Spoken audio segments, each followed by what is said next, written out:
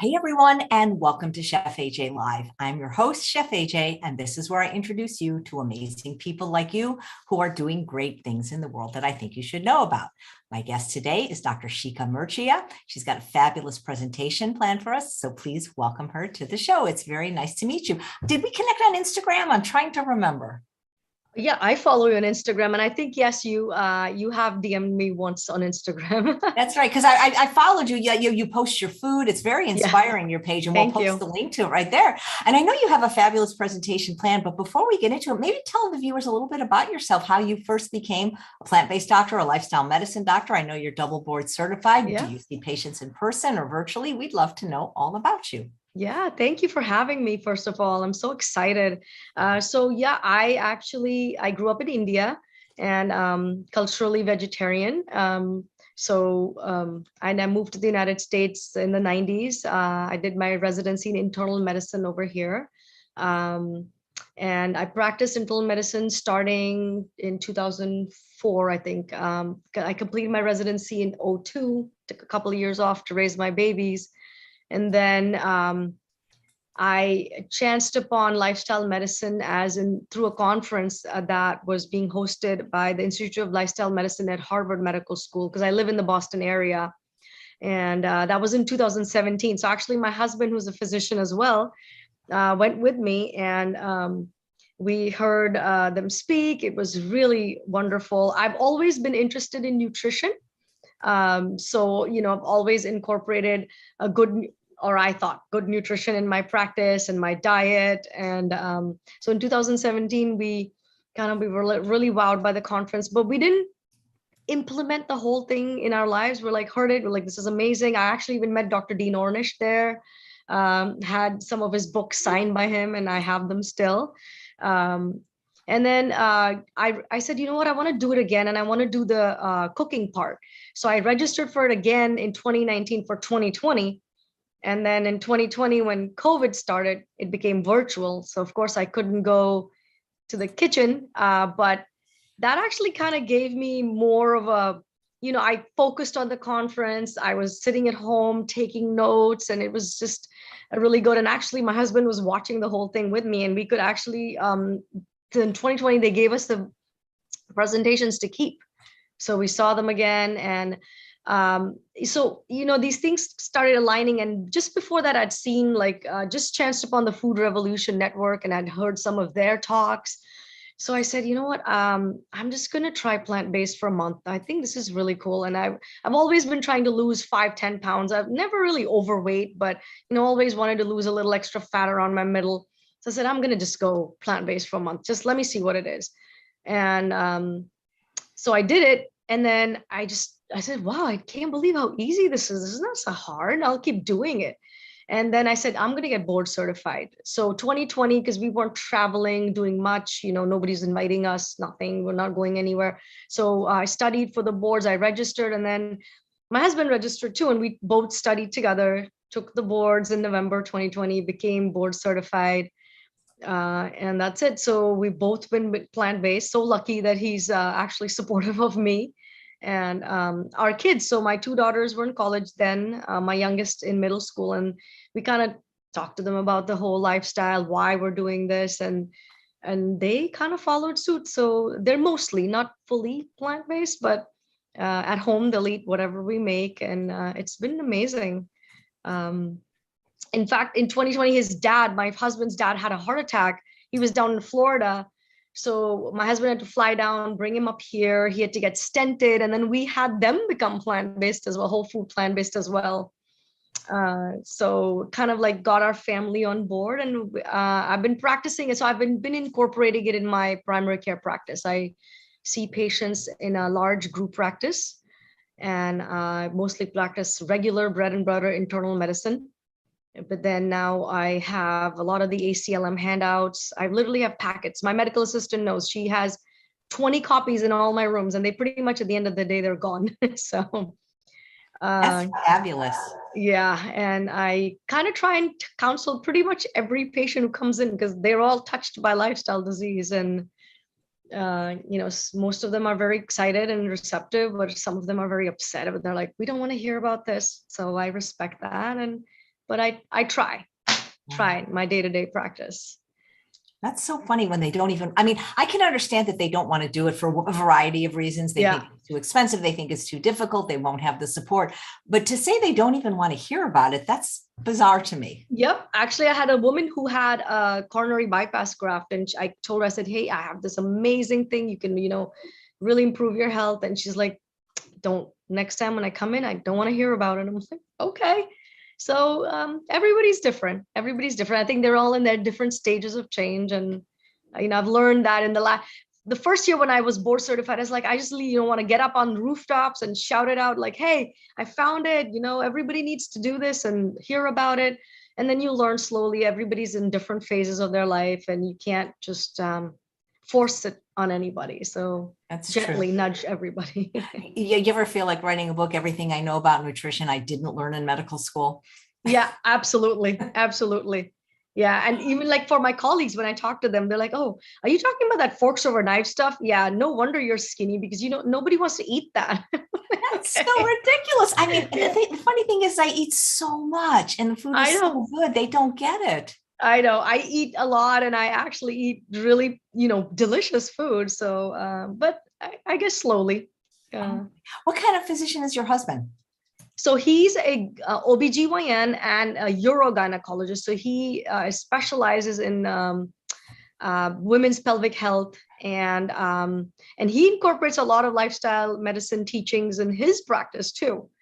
That's what. So he does have opportunities to talk to his patients about. Absolutely. Diet. I think he takes every opportunity, and because he's in private practice, he's a little bit more control. So what he has, like, when pharma reps come in to promote whatever product they have to, surgical or not, because he's a surgeon. He'll always, now he's for the last 2 years, the policy is you can only bring in plant-based food. There will be no animal-based food coming into the office.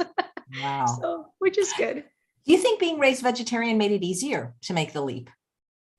I think so. And I think it was kind of like almost coming together like naturally, because I always hated dairy.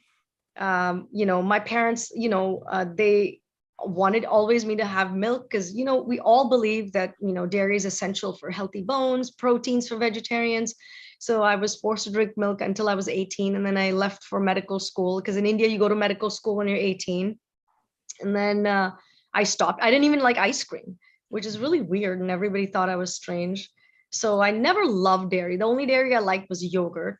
And so that was that. But then when I came to the United States, I got introduced to a lot of delicious American pancakes and pretzels. And, I already loved Coke. So I started drinking soda in residency just to keep myself awake, caffeine and sugar and processed food. Cafeteria food. I had 2 babies during residency. So all that stress and busyness, I ate terribly. And I think I've been hearing a lot, so many residents, they're doctors, but they eat terribly.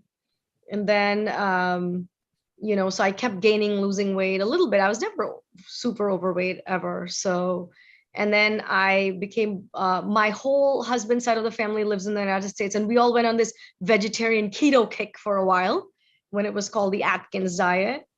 And it was, and I always thought, I'm like, I don't know what we're doing. Why are we adding so much butter to everything? And why are we eating so many eggs? But then you start liking it, I'm like, okay, I like eggs. We ate eggs every day. So the only thing that I found hard to give up was yogurt, maybe, and maybe my morning tea, which I used to drink with a lot of milk and sugar. But it was easy. It just took me a month to get over it, really. That's great, because I think you approached it in a really great way that Dr. Doug Lisle, who's a regular on this show, says about how you don't just say, I'm going to do this for the rest of my life and never waver. You did like an experiment. You say, I'm going to do it for a month. I'm going to see how it feels. Yeah. And that's it. The month later, I'm like, this is great. I'm never going to go back. That's it. That's fantastic. Are you the primary chef in your family? Yes, I am. Although everybody dabbles a little bit. My husband makes some delicious oatmeal in the mornings. My daughters, 2 of them are young adults now, they help out, but it's primarily me. Yeah, I was looking at your Instagram page and there's this one photo of it. You call it a gingerbread cake. It looks delicious. Yeah, actually, I copied that. I made it for our book club. And I've inspired some of our ladies in the neighborhood and our book club to, try plant-based as well. So I made that off of, I follow this influencer, Rainbow Plant Life. Her Instagram is Nisha Vora, I think. It's delicious gingerbread for Christmas book club. So yeah, yes. that one really caught my eye. That is fantastic. Thank you. Do you do just in person with patients, or do you do any virtual consultations? So I just work at Compass Medical, my primary care practice. So I do both telehealth and inpatient, but it's a more, as I said, it's an internal medicine practice. I just put my flair of lifestyle medicine in pretty much for everything. And actually, I've started getting referrals from my colleagues now, and I get them under the context of weight management. So, they'll send their overweight patients, because I do prescribe some medications. There is role for medications as well. And I think I kind of like almost feel like they come in to get the meds, and then I rope them into all the lifestyle changes. Nice. So, I'm guessing you have to live in Massachusetts, though, to see you. Oh, yeah. I'm only licensed in Massachusetts currently. Yes, I don't do it all over the United States. That's so cool that you and your husband you studied for the lifestyle medicine boards together. Like, did you quiz each other on little index cards?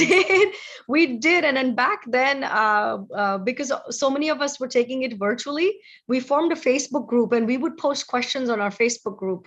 And a bunch of us quizzed each other before the boards.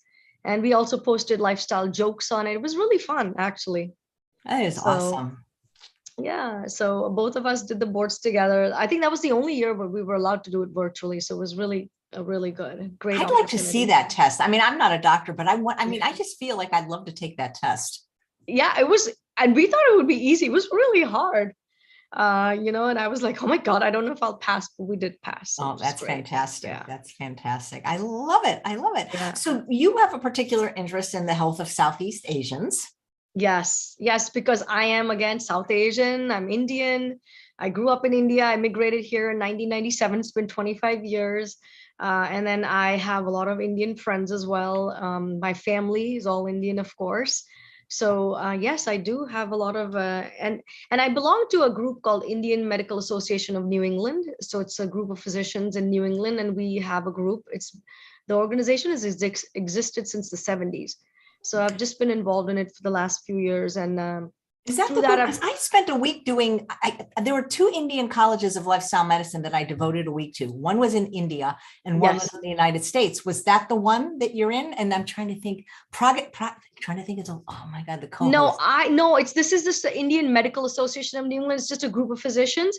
I would love to if there's an Indian lifestyle group here in America. There's 2, because I'm gonna look it up and give you that information. It was fabulous. I did 2 weeks worth of shows, and they were colleges of lifestyle medicine for Indian physicians. One was actually in India, and one was in the United States. And I'm actually the one in India I know about. I actually connected with them, but I don't know the one in the United States, and that would be wonderful to know. I'm going to get you that information, because there was 7 doctors, and we did a whole week's worth of shows. Cool. Yeah. So they connected me through another volunteer organization called the Indian Circle of Caring. So I started speaking for them last year. And that's how I started diving into the research for South Asians. And that just interested me, because I see so much chronic disease in my own family and friends that it's really sad. And I thought that, if I know something and maybe can help people.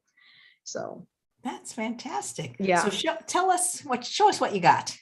Okay, so I'll start my screen share. And let me see, there we go. Can you see this? Perfect. Okay, so my presentation today is chronic lifestyle diseases. And I'm going to talk a little bit about the disease. And I know your audience is very savvy about, they must have heard about these diseases hundreds of times. But I'll just touch upon it, and then I'll talk about the special considerations in the South Asian population. So, wait, why is it not going here? Okay. So what is chronic lifestyle disease? Chronic lifestyle disease, according to the CDC, are these medical conditions that last for a year or more, and they require ongoing medical care or limit activities of daily living, or both. And the 3 top ones are heart disease, cancers, heart disease, diabetes, and cancers. And they are the leading cause of death and disability in the United States, and I think probably worldwide. So they're also the leading drivers of our nation's $3.8 trillion healthcare costs. And many of these diseases are actually caused by just a very few behaviors, risky behaviors. The number one is smoking, then exposure to secondhand smoke, then poor nutrition, including diets low in fruits, vegetables, high in sodium and saturated fat, which sounds very much like our standard American diet, the lack of physical activity, and excessive alcohol use. So the first disease I'm going to briefly touch upon is heart disease, which is the number one killer in the United States. And what heart disease, as you know, we commonly say, it's actually coronary artery disease. That is the most common type of heart disease. If you see on the right side, there's the heart. There are these small coronary arteries wrapping around the heart muscle, and they, there's plaque buildup in these arteries, and that plaque is mostly comprised of cholesterol. So if you see on the bottom, on the left side, there's this nice, beautifully open artery. There's a lot of blood flowing through it. And as we keep moving to the right, there's a beginning of the cholesterol plaque, and then it gets advanced, and then it's, fairly advanced, and then it's fully blocked. And that's when somebody would get a heart attack. So symptoms of heart disease are commonly chest pain or angina. It can feel like chest tightness, pressure. Sometimes people say, I feel like an elephant sat on my chest. It can radiate to your jaw, left arm, your back. Or you can have symptoms of congestive heart failure, like shortness of breath. You can't breathe when you're walking, or you can't catch your breath when you're laying down. Often, a lot of my patients say I have to sleep on my recliner. And then the scariest symptoms is sudden cardiac death or arrest. And this is actually the first symptom in about 15% of adults. And this occurs when there's total occlusion of one of the major arteries, like the left anterior descending coronary artery. And this is also called the widowmaker. So what are the risk factors for developing heart disease? So the biggest risk factors are high blood pressure, or hypertension. And it is when you have a systolic blood pressure of over 130 and a diastolic of over 80, a high cholesterol. And again, as your audience probably already knows, cholesterol, bad cholesterol, which should be less than 100. And honestly, it should really be less than 70. Or good cholesterol, which is your scavenger and scavenges up the bad cholesterol. It should be greater than 40. Triglycerides, which should be less than 150. Then the other risk factor is diabetes, and I'm going to talk a little bit more about that in the following slides. And then obesity, or overweight, which is a body mass index of more than 30 kilograms per meter square. So BMI of 30 or more is obesity.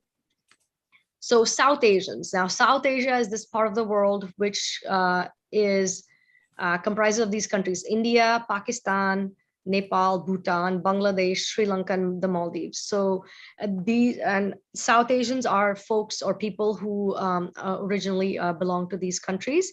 And they are, and why I'm talking mostly about South Asians is they even have distinct risk factors compared to other Asian populations. So special considerations are that South Asians actually make up 25% of the world's population. This is the largest, fastest growing ethnic group in the United States. They have higher mortality rates from heart disease compared to other Asian groups even. And they show higher prevalence of diabetes, high cholesterol, and heart attacks compared to Caucasians. And another interesting fact is that they exhibit smaller LAD diameter. So the left anterior descending coronary arteries, they're skinnier in South Asians compared to Caucasians. So what behaviors increase the risk of heart disease? So, the biggest, so there's just a handful of behaviors. One is eating a diet high in saturated fat. For example, if you see on the left upper corner, fried food is a very favorite of South Asians. And saturated fat can increase the risk of cholesterol plaque buildup. Eating food rich in sodium, as in a lot of savory snacks. The next would be a sedentary lifestyle. It's recommended that an individual get 150 minutes of moderate intensity cardio activity per week. A lot of South Asians are sedentary. Smoking is another big risk factor. Smoking can damage or cause heart disease in several different ways. It can raise blood pressure. Carbon monoxide reduces the oxygen carrying capacity of the blood. It can directly damage the heart. It can promote cancer, lots of ways. And then alcohol. It's typically said that moderate alcohol consumption is actually okay, but alcohol can cause heart disease in different ways it's a direct toxin to the heart muscle, first of all, and it can increase triglycerides and it raise cholesterol. So in many different ways. So these are the behaviors that increase the risk of heart disease. What behavior, this is another slide on behaviors. If you look on the left side, the mean cardiovascular health score. So the higher the score, the better your cardiovascular health is. And these different colored bars show different levels of alcohol consumption. So the gray bar, the second to the left, says people who've never consumed alcohol have a cardiovascular health score of 9.1 versus people who consume 4 to 7 drinks, they have less cardiovascular health, 8.5. People who consume more than 7 drinks a day have much less cardiovascular health, and people who binge drink have even less. So people who don't drink all the time but binge drink have even lower cardiovascular health score. So alcohol consumption really is not a good idea. There's another large study that was done. This is a study done in different countries. It's called the Interheart study. And it was published in the Lancet in 2004, done in 52 countries and represented all continents. Large study, about 15,000 cases of MIs or heart attacks and 15,000 controls. People who did not have heart attacks were studied. And the researchers reported a relationship of different risk factors to heart attacks.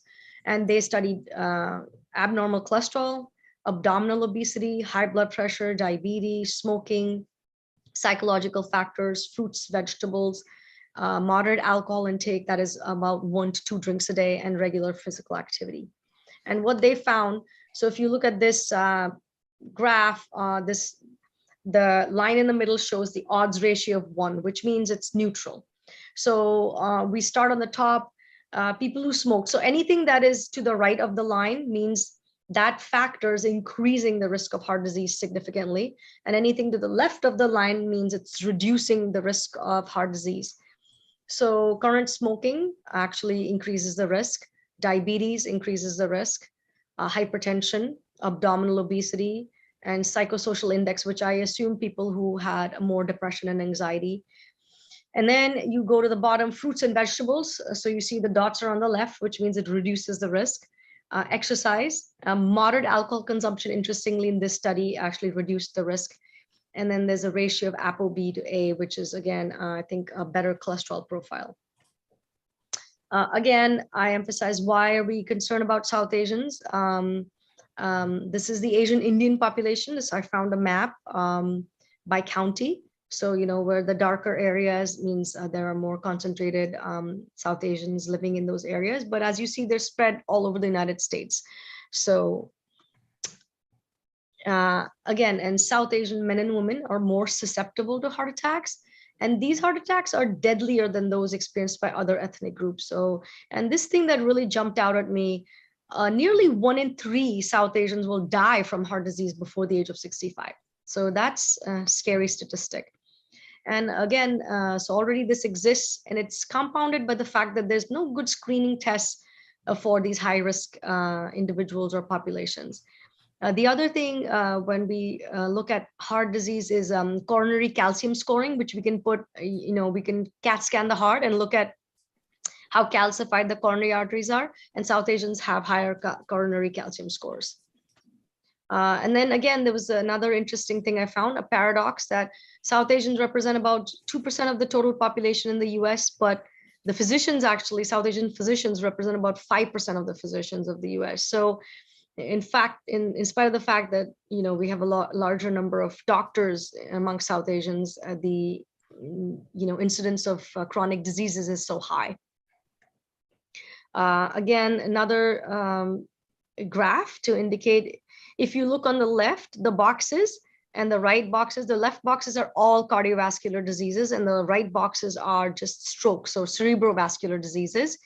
And these different colored lines represent different ethnicities. So on the top is the light blue line, those are Asian Indians. Then the yellow line is the whites, and then Filipinos, Japanese, Vietnamese, Chinese, and Korean. So it's comparing Indian people to other ethnicities. And if you see that Indian people pretty much are coming out on the top, which is not something great, that means they are risk of dying, or their mortality ratio from heart disease or strokes are higher than other ethnic populations, even amongst Asians. So the second one I'm going to talk about is diabetes, another chronic lifestyle disease, which probably has touched us all. I, of course, see it every single day in my practice. And I'm sure most people know somebody who has diabetes. So it is also called diabetes mellitus. This is a chronic metabolic disorder that causes high levels of sugar in the blood, or glucose. And it is typically due to an insulin disorder of either less secretion or insulin resistance. And so decreased insulin secretion means it's type 1 diabetes, and insulin resistance is the main mechanism of type 2 diabetes. And I'm going to focus more on type 2. So how do we diagnose it? In the lab, when we do blood tests, the hemoglobin A1C greater than 6.5 means it's diabetes. And actually between 5.7 and 6.4 is pre-diabetes. Then a fasting plasma blood glucose of greater than 126 means diabetes. Or you can use a 2-hour oral glucose tolerance test, where you load up a patient with a drink of 75 grams of glucose, and if their sugars go above 200, that's diabetes. Or if you randomly test a person and their sugar is above 200, it's diabetes as well. So the clinical features are diabetes, or type 2 diabetes, again, is the bulk of diabetes we see in our clinical practice. And most patients are asymptomatic, because now we do have better screening measures. But sometimes, occasionally, we see people who are uncontrolled and they don't know they had diabetes. Their symptoms can include polyuria, which means they're going to the bathroom a lot, polydipsia, very thirsty, unexplained weight loss, that they say, I'm not doing anything, but I don't know why I'm losing so much weight. Sometimes blurry vision, because high sugars can affect your eyes. And in severe cases, dehydration, and those people sometimes end up in the hospital, and that's how they find out they have diabetes. So the cause of diabetes, again, I focus on type 2, because 90% of that is the diabetes that affects people today. So its baseline is insulin resistance. So if you look on the left, these are 2 egg-looking cells. These are just cells, and insulin is the key on the outside. So what happens is insulin, when you have blood glucose, it comes and attaches to the insulin receptor, and it opens up that lock, and then it activates a chain of enzyme reactions inside the cell. And then there's this vesicle sitting, which is kind of the glucose receptor. And so these enzyme reactions then go to the glucose receptor, and they open up the glucose receptor, and then your glucose is able to enter the cell. And mind you, glucose is the main fuel for our cells, especially our muscle cells. It isn't fat or protein, it is glucose. Then it enters the cell. And if you look on the right, what happens if you eat a meal rich in saturated fat? There's fats floating around in the blood, and now it is going to that insulin receptor, and it competes for position on the receptor, and then insulin is not able to go and unlock the receptor. So now there's insulin resistance, and the excess, and if we continue to eat fatty meals, the excess fat gets stored in the adipose, or the fatty tissues, which you see on the lower right. And then fat also becomes free fatty acids inside the cells, inside your muscle cells. This is called intramyocellular lipids. and they continue to block that insulin receptor. So now the pancreas has to work really hard to produce more and more insulin. Even the liver has excess of fat. And so what it does is it's not able to function properly. It has increased gluconeogenesis, which means it starts to produce glucose out of the excess fat. And then so the glucose now starts hanging around in our bloodstream, and that's, diabetes. And we have high sugar. And a lot of us physicians are guilty of saying, hey, just stop eating sugar and it'll be okay, and you can eat a high protein diet. It doesn't matter about the fat and protein, but that's not true. It's fat that's causing the problem. And of course, excess sugar is bad as well. Again, risk factors for developing type 2 diabetes. There are some things we can control and some things we cannot. Family history of diabetes, we must know our family history, the fact that we're overweight or obese, unhealthy diet, physical inactivity or sedentary lifestyle, increasing age, again, cannot control that, high blood pressure, ethnicity, which we cannot control, African Americans, Asian Americans, South Asians, Hispanics, and Native Americans that are higher risk, impaired glucose tolerance, which means that even if you don't have diabetes yet, but have impaired glucose tolerance, which can be measured by different labs, and or that can increase your risk for diabetes. A history of gestational diabetes. So if a woman had diabetes during pregnancy, her risk of developing diabetes is 50% higher than others. And even poor nutrition during pregnancy, even if you didn't have gestational diabetes, can increase your risk for diabetes. Then what are complications of diabetes? Again, why are we worrying about this? So microvascular complications, diabetes can damage the small blood vessels in our body. Retinopathy, which is in our eyes, can cause damage to the retina, leading to vision loss. And it's a leading cause of blindness in the United States. Cataract, glaucoma is also increased risk with diabetes. The nephropathy or kidney disease, leading to kidney failure and the need for dialysis. And then it can cause neuropathy. So the small blood vessels supplying our nerves in our arms and hands and legs and feet can get damaged, causing pain and loss of sensation, and also cognitive decline or dementia. In fact, I'm sure your audience knows the Scharzais. They say that dementia, Alzheimer's should be called type 3 diabetes. So macrovascular complications, these are heart attacks, strokes, other peripheral vascular disease. A very special thing is diabetic foot ulcers, which is a really sad and terrible condition. And I see it a lot in my patients. And this is due to the combination of micro and macrovascular disease. These are unhealing foot ulcers, which then develop to infections, gangrene, and could lead to amputations.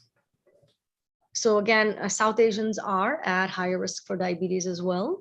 They're 7 times more likely than white Americans to have type 2 diabetes. And this is, again, it's like a little bit of a paradox, despite lower rates in South Asians of cigarette smoking, obesity, and hypertension. So it really cannot be explained by that trifecta of risk factors that we explain it in the Caucasian population. So what is it? So South Asians are likely to have more central obesity, which is more in our belly or abdominal area. They have an increased waist to hip ratio, which is pretty much the same thing. There's a lot more visceral fat in Asian Indians, and this has usually been associated with increase in obesity. And sometimes it's not even apparent from their BMI, because we use the standard BMI tables in the United States. And so, we think that, oh, they're normal BMI, but they have increased visceral fat. And when you have that, you have high triglycerides and LDL and lower of the good cholesterol. And also South Asians have higher insulin resistance compared to Caucasians, even at similar BMIs.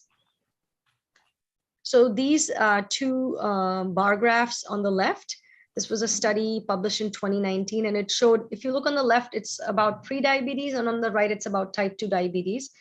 And the leftmost, so the black bar is South Asians, then the dark gray is whites, then it's Chinese Americans, then African Americans, and then Hispanic populations. And if you see on the left model, it's,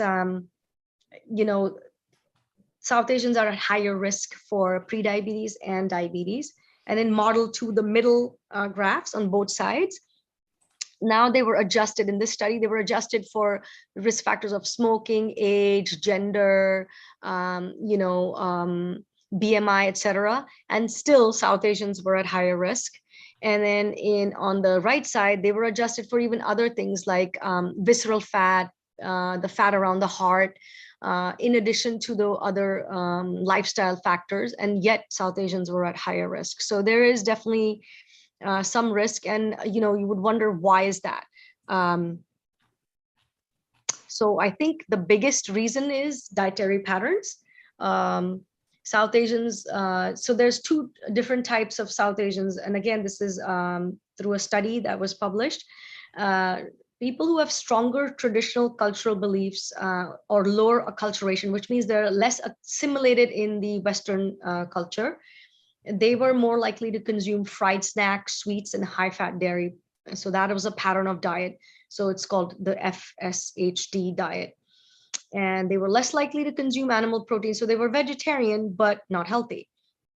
And they were associated with a lower HDL, or that good cholesterol, which was protective, a higher HOMA-IR, which signifies insulin resistance and, again, metabolic risk. And then the other part of South Asians who were with their weaker traditional beliefs and had less frequent participation in their own cultural practices and were higher acculturation or more assimilated with the Western culture, they were associated with higher intake of animal protein dietary pattern. And they also had increased adiposity, which is more fat in the abdominal area, more cardiovascular disease and diabetes. And the one interesting thing was that in most immigrant populations, for example, the Hispanics, or the longer they've been living in the United States, the unhealthier their diet gets. But with South Asians, the longer they live in North America, they actually have healthier dietary intake of fruits and vegetables. So again, this is a picture depiction. On the top row, you'll see the lower acculturation, or the more traditional Indians will eat vegetarian, but on the left upper, there's like fried snacks, high desserts, then high fat dairy, so like paneer, butter paneer, and then they particularly love their chai with a lot of whole milk and sugar. And on the lower side, the lower row is people who are more accultured or more assimilated into the Western culture. They will start experimenting with more animal products. And now even Indians have, taken to introducing their Indian flavors into animal products. So you see their chicken tikka masalas, which are pretty much loaded with a lot of calories, egg stir fries, then you have chicken kebabs, and then you have high fat dairy desserts. So what should we do? Again, so first we start with screening. The optimum body mass index to screen Asian Americans for type 2 diabetes, now this includes all Asians, should not be 25. Because if you start screening Asians at BMI of 25, which is considered overweight in traditional body mass index charts, you miss a lot of 36% of Asian Americans. The sensitivity is only 63%. And so it's recommended that we screen at BMI of 23. Then we will only miss about 15% of Asian Americans with diabetes. Also, we should consider South Asians with a BMI of 27 or higher as having obesity, not 30 or higher. And again, when I counsel my patients, I say that in a woman, we should achieve a waist of 35 or less, but in South Asians, a woman should have a waist of 30 inches or less, and a male should have a waist of 35 inches or less. So this will, it's a higher sensitivity, and it's desirable because we don't want to miss cases, especially if the diagnostic test is simple. Just screen at certain BMI with a blood test, and you can find the answer. Again, this shows another graph. On the bottom is different BMIs, and on the left side, the y-axis, you see the percentage of people who are detected with type 2 diabetes. And again, you see that even at BMI of 22, there's a lot of Asian men and women who already have diabetes. So what is the best way? So what should we do? So the best way to prevent and treat disease without medical or surgical intervention is food. Hippocrates said it really well thousands of years ago. Let food be your medicine and medicine be your food. Just an of-note interesting factor is that medical care in itself, surgical and medical procedures are in themselves the third leading cause of death in the United States. So they're not without a problem in themselves. They're really, really necessary in acute conditions, and they're life-saving, and then some chronic cases as well. But for the most part, we really need to focus on lifestyle changes. So I go back to American College of Lifestyle Medicine. Their position statement is that we need to use for treatment, reversal, and prevention of chronic lifestyle disease, eat a diet predominantly consisting of minimally processed vegetables, fruits, whole grains, legumes, which are your beans and lentils, nuts and seeds. I just want to mention these studies. These are not, I'm not going to go into the detail. The diabetes prevention program was a large study funded by the NIH, which studied thousands of people, and they had assigned people with pre-diabetes to either metformin or lifestyle changes or control. And they studied them over 4 years and saw, they wanted to see who developed diabetes over 4 years. And people in the metformin group had lower incidence of developing diabetes than the controls. But the group that had the lowest incidence of developing diabetes was the lifestyle group. Then briefly, again, the Adventist Health Study.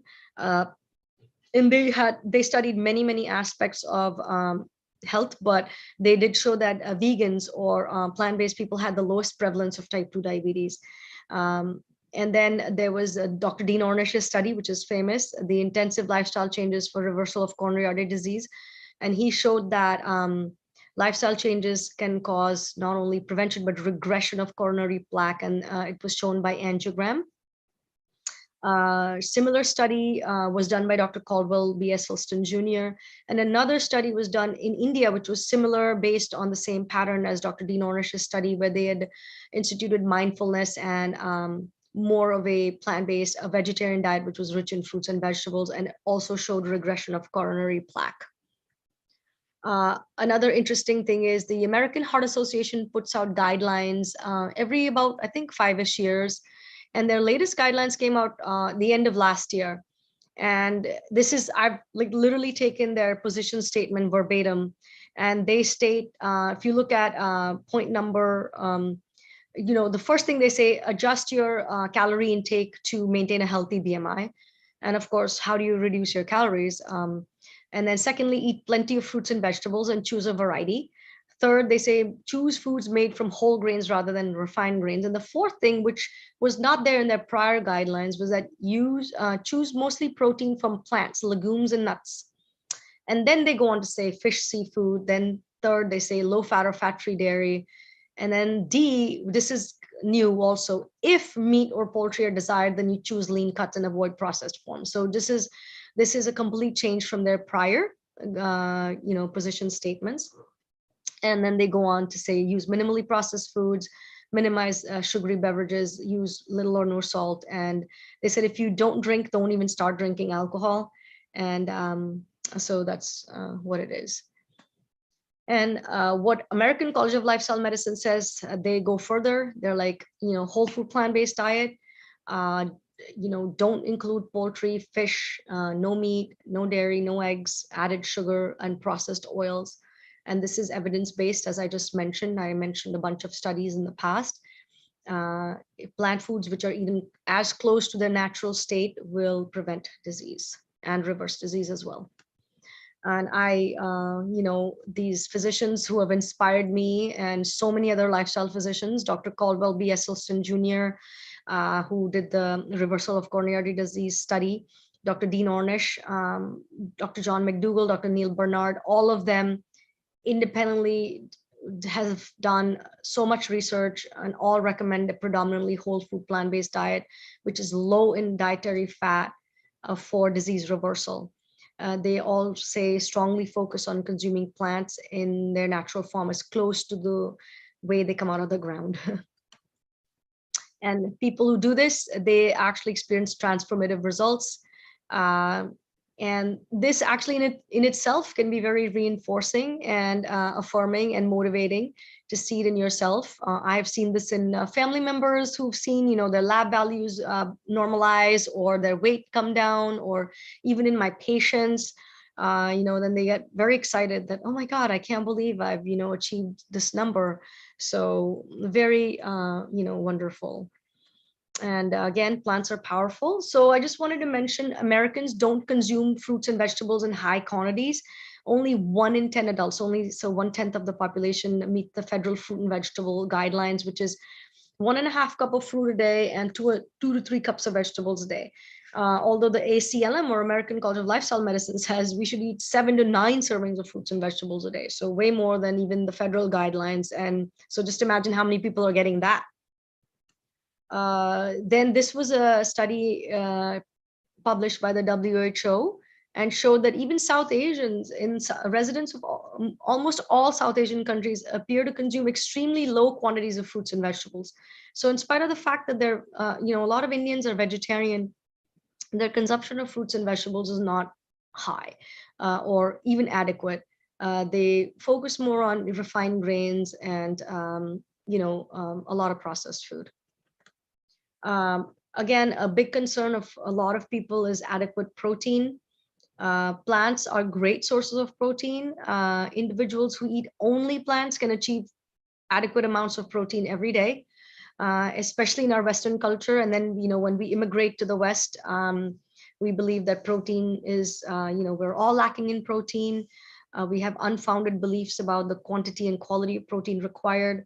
It's only recommended 0.8 grams per kilogram of body weight. And we can all calculate that, look at your weight in kilograms and calculate how much protein you need every day. And, and see what you're eating. And you're probably going to get adequate protein if you're eating mostly whole plant foods of a wide variety. So again, these are the fundamentals to reverse disease and prevent disease. I think I've been beating this point enough. And the one thing that in this slide I want to say is don't rely on supplements. So say, oh, I'm not eating enough fruits and vegetables, I can just take a multivitamin. The biggest thing that I hear from patients is, can I take Metamucil for fiber when I tell them to go on a high fiber diet? And my answer is no, eat fruits and vegetables. So this is what I say. This is, steps to prevent and reverse diabetes and heart disease. It's nothing different. First, you want to stop all animal products. So beef, burgers, steak, cheeseburgers. This is less applicable to the South Asians, but still pork, sausage, ham, bacon, even chicken and turkey, eggs, dairy. And this is a very beloved thing. And I have another whole slide on dairy: milk, cheese, paneer, which is a Indian cottage cheese, yogurt, ice cream, butter, and ghee, which is clarified butter. Stop or significantly minimize all oils, including olive oil, vegetable oil, mustard oil, coconut oil. And these have all been, promoted in popular media, social media as healthy oils. All oil is oil. It's very high calorie and it is processed. Then minimize or stop all processed food or refined food, like white bread, white rice, chips, cookies, savory snacks, other packaged food, and avoid alcohol. Further steps. So again, these foods that are listed here are healthy, but you want to eat them occasionally. Nut butters like almond or peanut butter, nuts, you limit to a handful per day if you're healthy. If you're trying to reverse disease, you probably don't even want that. Avocados, even coconut and coconut milk. These are healthy fats, but because of their high fat content, they can still contribute to insulin resistance and plaque formation. And then a little bit about whole grains. Why whole grains? Why not, white rice? Why is it so important? If you see on the left, a whole grain on the outside has bran, which has vitamins and fiber and minerals, phytonutrients. And then the inside, the larger part of the grain is the endosperm, which has complex carbs and some B vitamins and protein. And then the germ, which has your essential fatty acids, your B and E vitamins, and a lot of good trace minerals. When we strip, when we make them refined or white, We take away the bran and the germ, and now you've only left the endosperm, which is pretty much just the carb, and you've taken away a lot of the nutrition. On the right side, you can see that in the green is whole wheat flour, and the red is refined wheat flour, and the white is enriched wheat flour. So initially, in the last century, when flour started to get refined, they started noticing malnutrition in people. They were the B vitamins were not available, other vitamins. So food companies started enriching the wheat flour with vitamins and minerals. So again, if you eat whole wheat, whole grains, it is associated with a lower risk of heart disease and diabetes versus refined grains, even if it's enriched. Again, this is a famous slide from Brenda Davis. Whole grain also has hierarchy. All whole grains are not created equal. So your intact whole grains like quinoa, barley, brown rice, your oat groats, they're whole. And then you have your cut grains, then rolled grains, then shredded, your ground whole grains, flaked whole grains, and the lowest on the category is puffed whole grains, and they're the least healthy. So this is a picture. For example, brown rice on the top is cooked whole with water, and that's healthy. Then you have your brown rice flour, out of which you can make, bread, cookies, etc. Not as healthy. Then you have your puffed, actually your flaked whole grain, flaked brown rice, which is actually referred to as poha amongst Indians, and we make a lot of savory snacks and breakfast items with this. And then the lowest is the puffed whole wheat, whole rice, and it is not as healthy as the rice itself. So I wanted to dedicate an entire slide to dairy, as South Asians absolutely love dairy. And, when especially Hindus, religious Hindus, they think of dairy, they think of, in Hindu mythology, the cow is revered as your mother, and it's associated with God. The problem with dairy is it is loaded with saturated fat. It's the biggest source of saturated fat in the American diet, probably in the Indian diet as well. So just for example, 1 ounce of beef equals 1 cup of 2% milk. Then lactose, which is a natural sugar found in milk. 60% of humans are lactose intolerant. And that's probably because we're not meant to drink cow's milk. And then third thing is hormones. Now, industrial dairy farming practices keep cows pregnant and lactating continuously in a cycle. And, they're also injected with hormones to enhance their milk production. Say if you're not even, buying milk that is enhanced with injected hormones, even inherently cows have estrogens due to being pregnant and lactating. So we're getting all those hormones in our body when we're consuming it, and it can target, our organs that are hormone receptive, like, breasts, prostate, and other hormone receptive tissues. Casein is the protein in milk. Milk protein is meant to grow baby calf really fast. And this growth property can induce cancer growth in humans. So not a great thing to have. And then lastly, I want to mention pus. Since cows are milked so much, their udders are often infected. A lot of pus is released into milk. I think there have been tests done in labs and have shown a lot of pus cells found in milk. And then to combat this, the dairy industry then now gives antibiotics to the cows. And so now that we're getting that in our dairy products as well. And again, so milk is one, but then when you concentrate it into cheese or paneer, you're still getting it.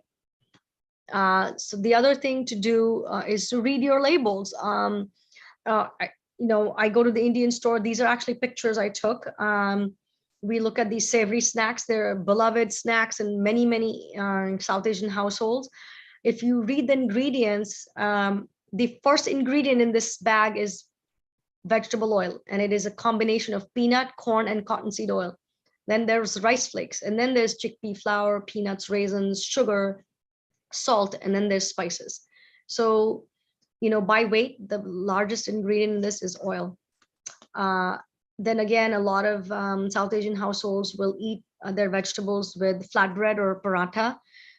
This again has whole wheat flour, and you would think I'm buying a whole wheat paratha, which is frozen, but it's still preserved with refined sunflower oil, vegetable oil, and sesame oil.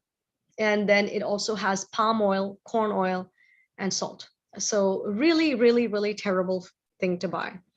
Again, this is more of an innocent food. I a few years ago I said, okay, I'm not going to buy paratha because they're fried. I'll buy roti, which is supposed to be just a whole wheat flatbread that's roasted on the fire. But again, if you buy it in the store, the first ingredient is wheat flour, water, milk, interesterified vegetable oil, which can include palm oil, sesame oil, salt, sunflower oil, baking powder, and then preservatives.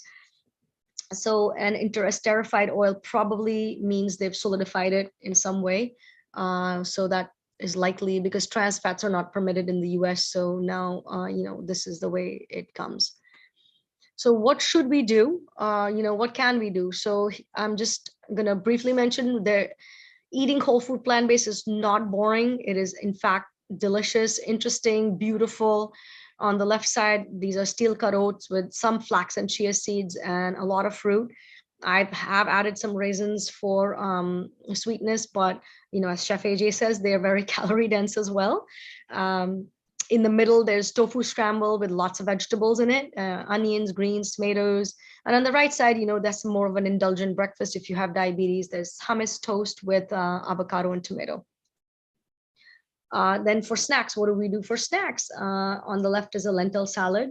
You can keep a lot of boiled lentils on hand and then just add in some spices, lemon juice, cilantro, tomatoes, and onions, and you have yourself a delicious lentil salad. A sprouts chart, I always keep, green mung beans sprouted, and you can, again, put in vegetables, onions. This is actually sauteed, so I sauteed some onions, tomatoes, cilantro, spinach, and then added some spices to it. And then on the right is layered hummus. And hummus can be made at home oil-free, or I have found some oil-free hummus in Whole Foods. And you layer it with lots of vegetables, and then you dip cucumbers in it, and you can eat that. What can your meals look like? You can have an Asian vegetable soup, oil-free. Add in as many vegetables and flavorings you want. On the right side, so this is a traditional comfort Indian plate on the right side. A lot of people eat like that. They'll always have a dal or a lentil curry, stir-fried potato, and then I have added a large salad and one whole wheat roti. So this is what really your portions should look like. And then this is another one where your plate, I purposely put white rice in this. On the left side is what a typical Indian meal might look like at lunch or dinner. You have some lentils, a little bit of vegetable, and maybe a few slices of cucumber with a whole lot of rice. So what, if you don't want to make drastic changes, all you need to do is, crowd out your plate, reduce the rice, increase your lentils, vegetables, and add in a lot more raw vegetables. You can entertain.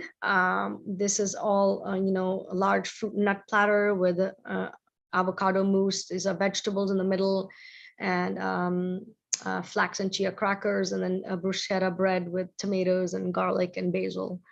Other lifestyle measures. The American College of Sports Medicine has new recommendations now, which were just published in February of 2022. They emphasize more movement than planned exercise, because when you actually talk about exercise, most people tend to get intimidated. And it's actually been found by a WHO study that Indians are very sedentary.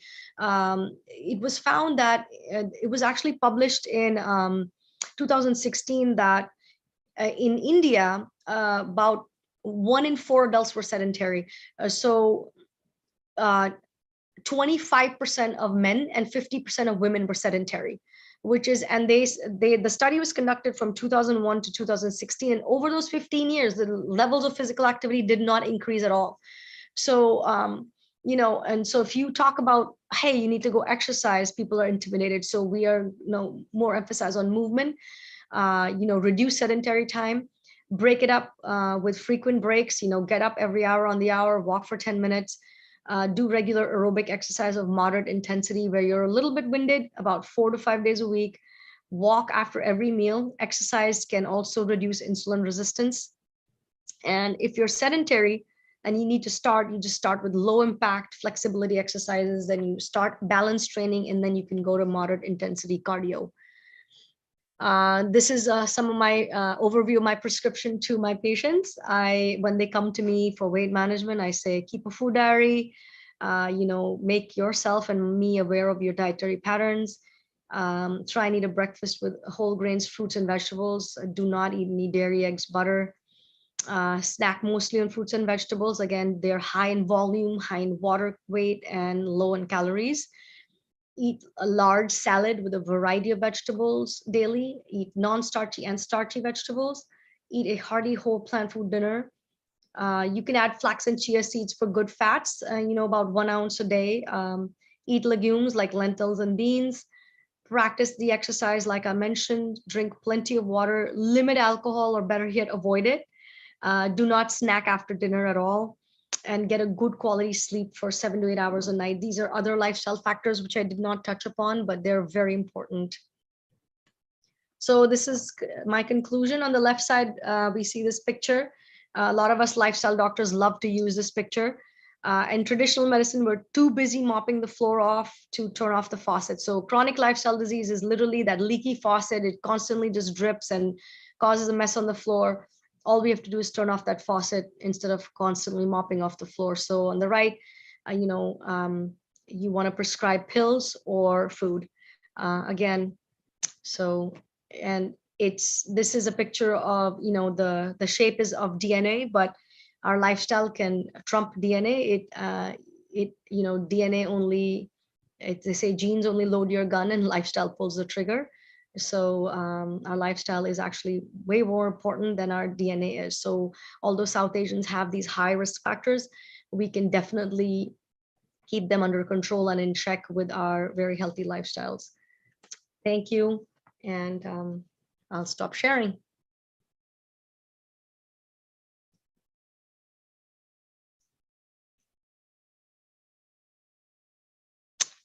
I can't hear you, Chef AJ. Hang on 1 second. I was just saying that's a wonderful presentation. Your patients are so lucky to have you. Why are the heart attacks worse in South Asians? What is it about that? I think that through all the studies and research I did in the last several months, I think one is that some of them are genetic, like they said, they had smaller, diameters of the coronary arteries, but a lot of it is lifestyle. Indians are more sedentary. They eat this, the high refined grain, fried snacks, desserts, dairy pattern of diet, which is equally harmful. We think, oh, we're vegetarian, so we must be healthy, but it's not if we're not eating the right food. And then they don't eat enough fruits and vegetables, which are really they should be the largest volume of your food. So I think, all those combined. And then, of course, combined with the modern day stress, et cetera, that's added on poor sleep. I guess that's what it is. Yeah.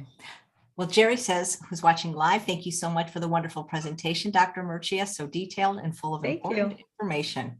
Thank you so much. Have you given this at any conferences? A similar one. I think I did a little bit more here, but not in a conference. I spoke at a volunteer organization called the Indian Circle of Caring. They actually have a large center. It's called the South Asian Heart Center in the Bay Area, San Francisco. And they are now focusing a lot on lifestyle factors for Indians and South Asian populations because they're recognizing all this stuff. And so the Massachusetts version, I spoke for them. Yeah. Nice. I'm assuming you have an Instant Pot? Oh yeah. And guess what? My husband actually bought it for me 5 years ago. I never opened it until I became plant-based. So nice. One of my family members was visiting and they said, they're like, if you're going to be plant-based and cook without oil, you need that Instant Pot. And I absolutely love it. Love, love, love it. I cannot live without. I have 2 now. When you counsel your patients on changing their diet, when the cooking is the stumbling block, where do you refer them? Do you do any cooking classes for them? I don't. And that's I honestly, that would be a dream come true if I could. I'm trying to actually where I practice in my practice. Just last week, the management approached me because I think they saw a lot of patients being referred to me. They said, we'd love for you to start a weight management program. So, which I'm going to try and, so I'm partnering with two other physicians who are not lifestyle certified. And I'm going to try and maybe see if I can, spin off a lifestyle part to it and do some culinary demonstrations. I have written out a lot of recipes for grain bowls. I give them out to my patients. My husband's developed this amazing oatmeal recipe, which I have written out and I give to my patients. And I try to, a lot of my patients, so I practice in a suburban white area, so more Caucasians. And a lot of them don't cook much. And so I try to just tell them, hey, you can use pantry staples and make a very easy meal with frozen vegetables and some canned beans and canned tomatoes and some dry spices. So a lot of my patient time is, discussion about recipes. Yeah, because that's important. Yes, it is. I think that is more important than anything else. Yeah, because if it doesn't taste good and if they can't do it, yeah. Yep, they're not going to follow it. You don't have a very common last name, so I think that one of your relatives is watching live. Oh, cool. Yes, I do not. If there's a Murcia, I probably know them. Vikas. That's my husband. Oh, okay. Yeah. I didn't want to. That's great. That's wonderful. Yvonne says it was a great presentation. I'm grateful for the values you presented that we should target on our labs. Well, that is so exciting what you're doing. So you're near Harvard, right? Yeah, I'm south of Boston. So Harvard is right in Cambridge or the Boston area. Yes, so we have Mass General, Brigham. We have all the world famous hospitals and like within 20 miles of us, which is great and wonderful. Right. Did you ever meet Walt Willett, Dr. Walt Willett? I heard him speak at both the lifestyle conferences. Yeah. He's awesome. Yeah, he was on the show. That's fantastic. Well, thank you so much for the work you're doing in your community. Yeah, thank you for having me on. It's so cool to be on your show. Absolutely. Maybe come back and do a cooking demo next time. I would love to. And actually, I've heard a lot of patients, they're like, well, we'll only come back and follow up if you teach me how to make Indian food. I said, okay. So yeah, please. Oh my God, that's a favorite on this channel, but we'd love to see you cook. We have lots of doctors that after, you come back again anyway, but we'd love to see how you cook. That would be wonderful. That'd be very exciting for me. I love cooking. Yeah. Victoria says, I wish I had a doctor like this doctor. Well, if you're in Massachusetts, come on over. Actually, some people have found me through the PCRM website. Some people have found me through the Plantrition Project, and they've transitioned. They've left their primary cares and come to me because they're whole food plant-based and they felt unsupported by their other primary cares. So I'm actually excited to get patients like that. I'm so excited. I'm like, oh, I have a whole food plant-based patient. Well, that's fantastic. Thank you so much. Yeah. It was a pleasure meeting you, and look out for an email because I'm going to send you all the Indian doctors that I've interviewed to see if you know any of them. I cannot remember the name of the organization, and you get to choose 2 free bottles of vinegar in the flavor of your choice for being on the show. Thank you. Love it. Absolutely. Thank you so much, Dr. Murcia. I really appreciate it. It was a wonderful presentation. Bye. Thanks. Bye, Chef AJ. Thank you. And thanks all of you for watching another episode of Chef AJ Live. Please come back tomorrow at 11 a.m. Pacific time when my guest is considered the godmother of the wellness industry. Her name is Deborah Seke. She is the co-founder of Rancho La Puerta, where I often have the privilege of teaching, and she just turned 100.